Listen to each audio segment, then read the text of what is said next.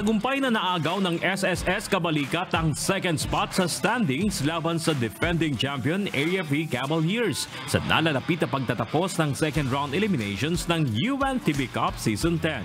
Mahalaga na masungkit ang top 1 at 2 sa eliminations dahil ito ay otomatikong makakakuha ng semifinals ticket. Kaya naman matinding bakbakan ang ipinamalas ng SSS at AFP sa Paco Arena kahapon. First quarter si Listian Amparado kumonekta na ng 8 points at 5 points naman si Daniel Martinez para pangunahan ang opensa ng Kabalikat na lumalamang ng 5 points versus Cavaliers 24-19. 9 points naman si Romeo Almirol at 5 points si playing coach Jeffrey Cambao for AFP. Second kanto, pumutok ng 12 points si Darwin Cordero na nagpamalas ng mabangis na court-to-court finish para dumikit pa ang AFP, 46-44. Third frame si Darwin Cordero pa rin ang mainit na gunner para sa AFP na gumawa ng additional 7 points. Pero tinapatan naman ito ni Listian Amparado at Maki Escalona ng tig 7 points at 6 points mula kay Sherwin Villamor para mapanatili ang momentum ng SSS sa ball game, 68-61. Fourth period, rumatrat pa ng dagdag 13 points si Darwin Cordero. Pero bumwelta naman ng tig 8 points si Listian Amparado, Glenn Bolocon at Carl Cambao para itumba ang Cavaliers sa final score na 95-91. Best player of the game si Carl Cambao na may 17 points at 7 rebounds. Ito na ang ikalimang sunod na panalo ng SSS sa second round elimination at 6th straight win ngayong taon. Well, actually, sinaga namin, sinaga talaga ng coaching staff, especially sila Coach Bon, Coach D, na yung sistema talaga namin kasi na sobrang nagmamadali. Sabi ko nga sa kanila, let the system yung play mag-materialize para sa inyo.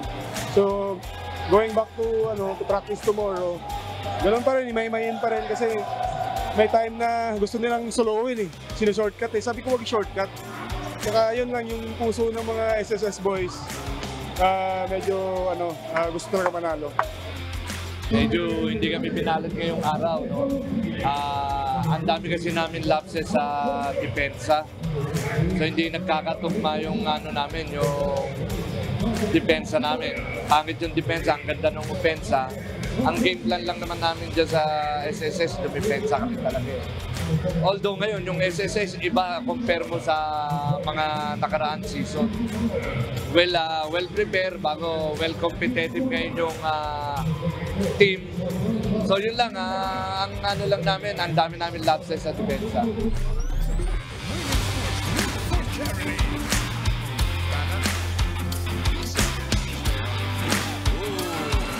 Sa second game, kinailangan ng overtime period para maitumba ng NHA Home Masters ang PNP Responders sa kanilang mainit na sagupaan kahapon na nagtapos sa score na 101-98.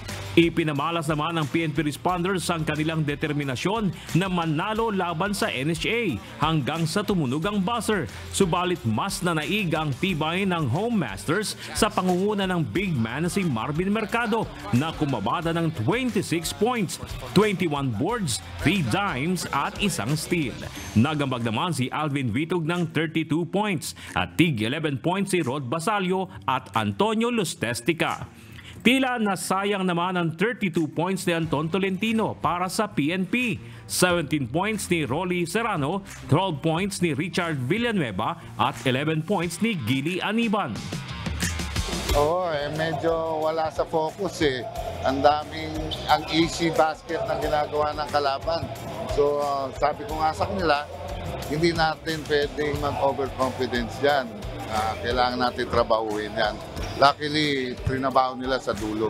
Hindi overtime, pero ang ina-expect ko, dikitan. Kaya simulat sa pool pa lang, sinabi sa kanila, kailangan nila magtrabaho para manalo.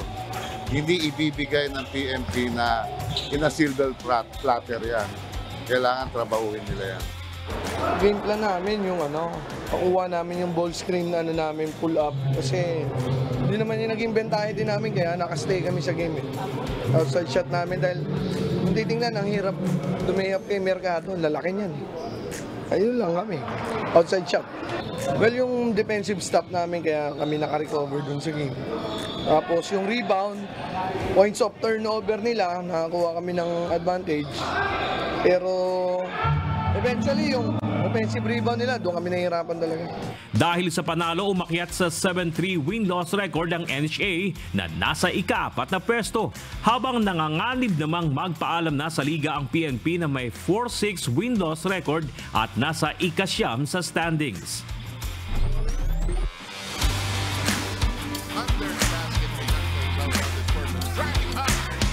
At sa third game, ang Twin Tower o Double Giant ng DNR Warriors ang nanguna sa opensa ng DNR para ibaon ng Malacanang team o PPMS Trailblazers sa score na 102-84. Best player of the game sina Alfie Grijaldo na humakot ng 28 points, 8 rebounds, 2 steal at 3 blocks. At si Ed Rivera na may 14 points, 8 boards, 8 dimes at 2 steals. Niremind ko lang yung mga players na balikan natin kung ano yung formula natin nung nagpapapanalo kami. Yung 6 na panalo namin previous to this game, sabi ko, ano ba yung formula natin? At nakita namin it's about fun, enjoyment dun sa laro, and then proper mindset. Kasi talented naman yung mga players eh. It's just a matter of sino yung magje-gel sa isang play, sino yung nagano talaga, naglalaro together. So, yun lang yung binalikan namin. Sabi ko, let's enjoy the game, no pressure, ipanalo lang natin ito.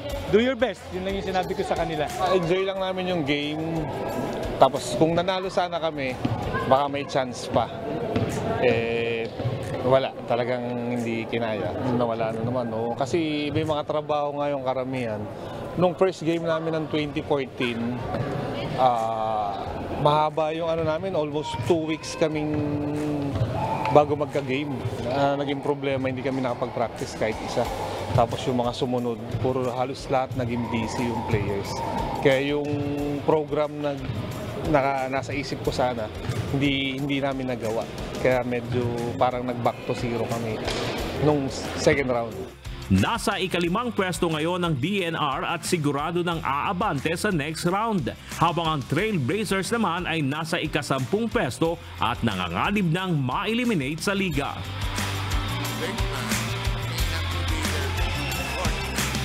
Bernard Dadis, UNTV News and Rescue. Diyos ang aming sandigan, serbisyo publiko ang aming pinahalagahan.